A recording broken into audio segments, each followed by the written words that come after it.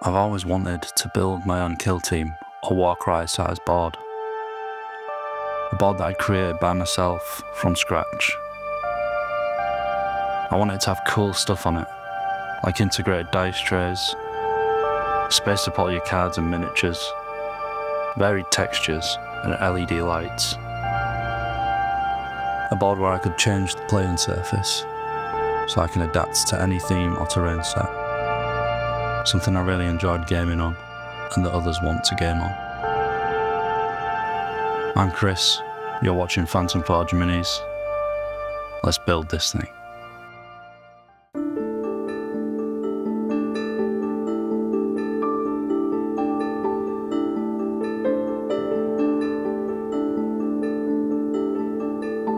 For the layout, I wanted to put a dice tray either side for each player and have a shared section in the middle for cards and tokens. I started to measure out the playing surface and where the extra sections needed to go on some 9mm plywood sheet. And then I cut some 20 by 40mm timber to edge the board and separate the other sections. I gave it a quick test fit before I made any permanent changes. Realised that the playing mat I used to measure was one that came with the Conquest magazines. It was a little bit bigger than the kill team board, so I just added another section at the opposite end to the dice trays. This could be used for phones or data cards or whatever.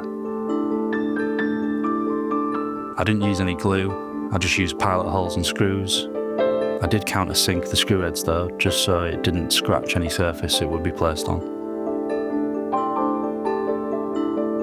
I wanted a nice finish to the sides without any visible screw heads, so I recessed the pilot holes and then glued some wood dowels over the screw heads and then cut them flush with the sides.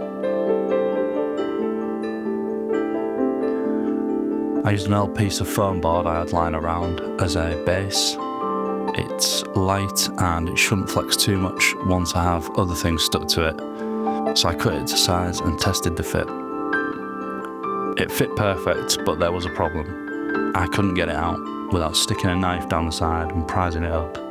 I needed a solution. So I drilled a hole in the bottom of the board so I could push it up from underneath. Another problem was this foam was warped. So I set the board on top of it to try and straighten it out. Turns out this was totally pointless and didn't work, but I do manage to fix that later on in the video. The playing surface was made from 20mm XPS foam and these under gravel fish tank filters. I thought these would look good because they're slotted together using these little tabs. Came with these standoff things which elevates them a little bit. I settled on a layout I was happy with and roughed up the surface of the plastic a bit so the paint would have something to stick to. They did look a bit boring on their own, so I made some measurements, hopped into Blender and started making some stuff that I could print out to make these bad boys look a little more interesting. I made a diamond plate panel, a vent, a couple of open panels with pipes, and then a little round disc to house some of the LEDs I'd put in a little bit later. After exporting these and slicing them up in lychee, I printed them out on my crusty but faithful Anycubic Photon M3 with my favourite resin, Sunlu ABS Light Grey.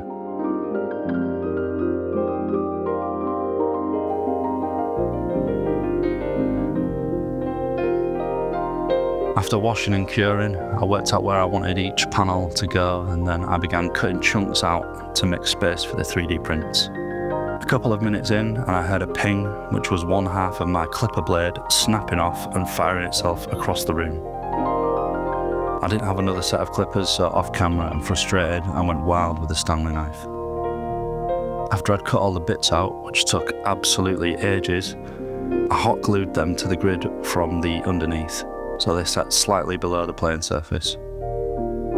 I also ran a bead of hot glue where some of the grids connected to each other so it didn't accidentally pop out if someone leaned on it a bit too hard.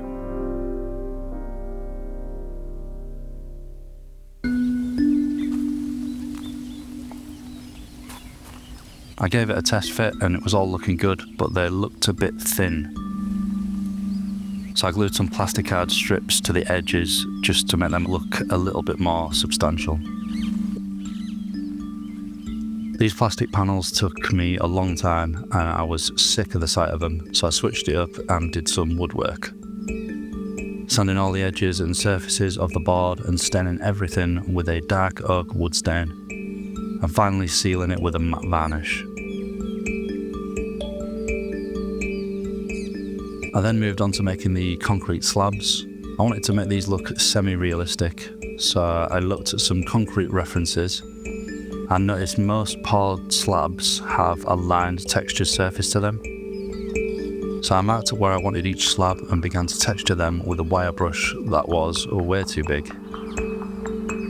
I used an offcut from the board edge to keep the lines straight and alternated the direction of the texture. I used some masking tape on the opposite panels so I didn't accidentally run the texture over to another slab.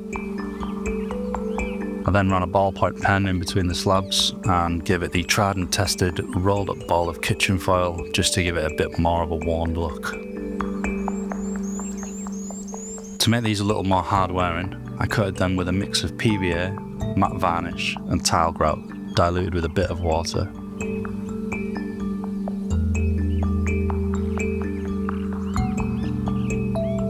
Once that had dried, I used some cheap grey and tan acrylic paint and dabbed this on with a sponge. Starting with the grey, first I covered everything, then I went in with the tan selectively to give the slabs a bit more variation. For weathering, I experimented here and dripped on 3 different paints: a black ink, some acrylic streaking grime, and then some Agrax Earthshade. To dilute some of the stronger pigments down to a wash, I added some water and mixed directly on the concrete. This gave me some nice and varied streaks. If I put too much water on and I wanted a stronger look, I just went back in and dripped some more of the neat inks on, blended them in with a brush.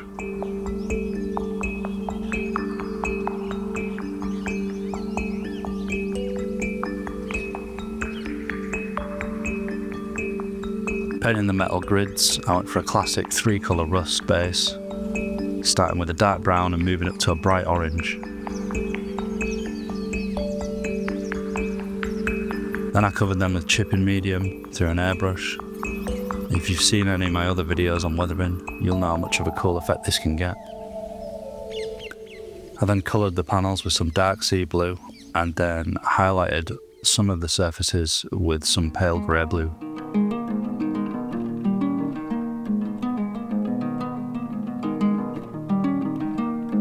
After that had dried, I wet the surface to activate the chipping medium and used a stiff brush to remove some of that surface layer.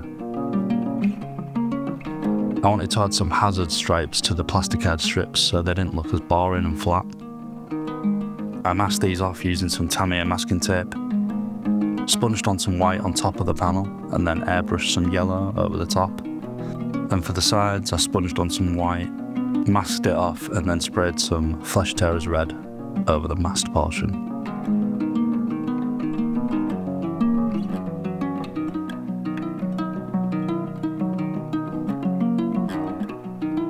I painted all the 3D printed details in dark aluminium and then I gave them all a rust wash.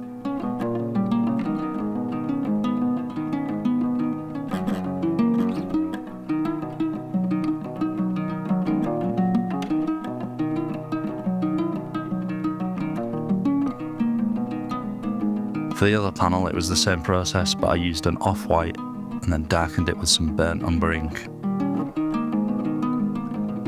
After the paint had dried, I moved to wiring the LEDs in parallel, then attached a USB-C breakout board on the end so I could power them using a small power bank.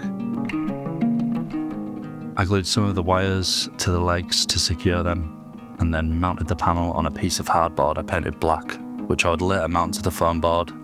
This should reduce some of the flex from the foam board when removing the insert.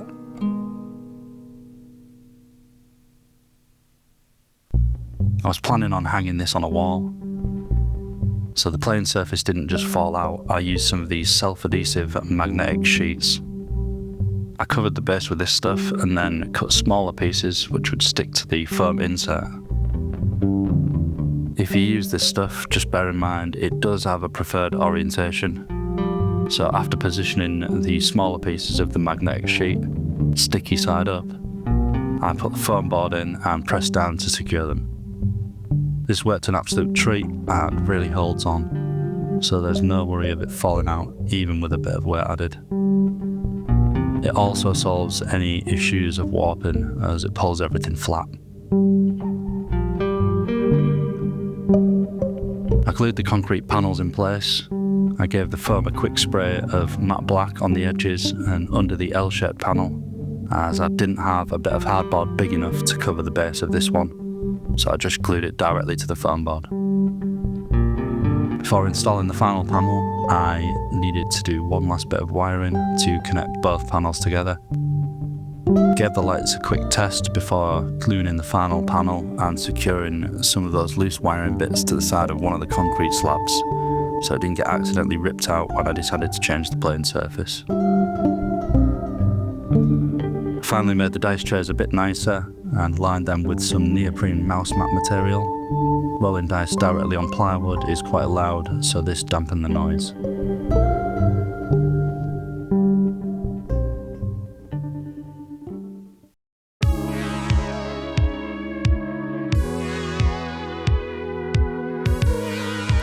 I'm really happy and quite proud about how this turned out. I like that it's solid, and that if I ever get bored with the layout, I can easily remove it and switch it over for something a little bit more organic. I've put a massive amount of effort in this video. I've tried to up the production value on this one, just so I can kind of push my skills really to the next level. I'd really appreciate any questions in the comments, and if you can like the video, that'd be brilliant. Share it with your friends and share it in your Wargaming WhatsApp groups. I'm really trying to grow the channel, so anything you can do to help towards that would be really appreciated. And if you've made it to the end of the video, thanks for watching.